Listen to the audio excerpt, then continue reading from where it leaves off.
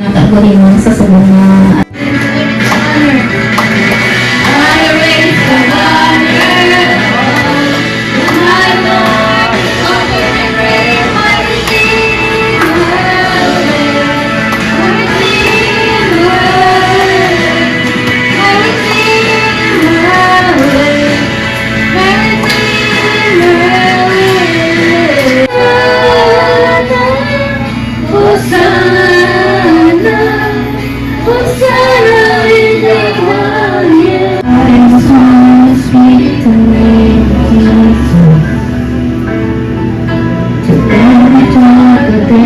starts to burn.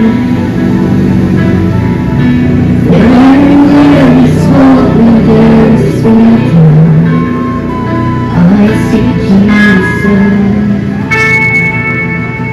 Pag-ubay sa word, let's go. So, pasalamat po dito sa Ginoo. May kapasalamat lang po kay God din sa pag... Thank you kay God kay... Salamat ko kay God na siya. So, malagay ng Ginoo sa kabuhi natin. Ihasunod kami sa tao. 1 to 25. Iya, kaginuwang sila nga manong pangisda sa mga tao. Sa verse 19, ang musin niyang nalabas sa importante ang sa verse 19 kay nalabas sa Jesus na sunod ka mo sa akong kagindi na isda ang inyong pangitaon. Kay noon po kamo nga mga isda sa mga tao. Dapat nga manatag sa way sa pagsunod sa Diyos kung ano ang kabubuton niya sa atong kabuhi. Importante ang pag-prepare ta sa atong kagalingon nga handa tabala magatag oras, talento kag magsunod sa iya. Magangat ka sa Diyos na magsalig kag sunod ng iya kabubuton. Kita instrumento lang sa pag-spread sa iyang mga holy word. Kung nagasalig lang kita, pag nagapati kita sa Ginoo. 4. Follow me. Relasyon. Ginapangabayaman kita sa Ginoo nga magsunod sa iya. Sala kung magpadala ka, pero Jesus nagapakita, pwede gid pagsalig yagat nakatuo sa iya. Nabigid, no? Temptation is not sin.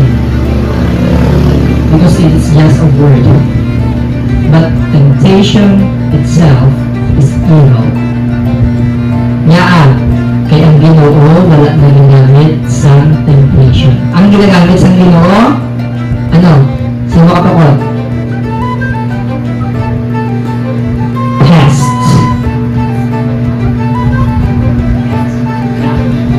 Wala nagahatag ang Ginoo sa temptation. Lokasyon, kailang minister nato,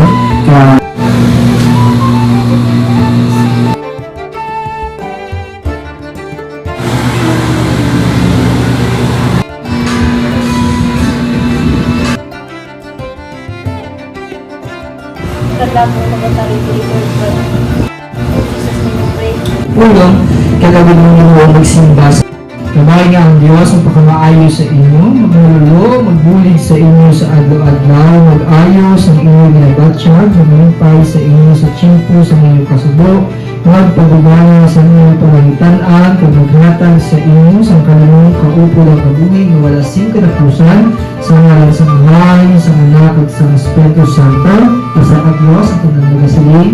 Amen.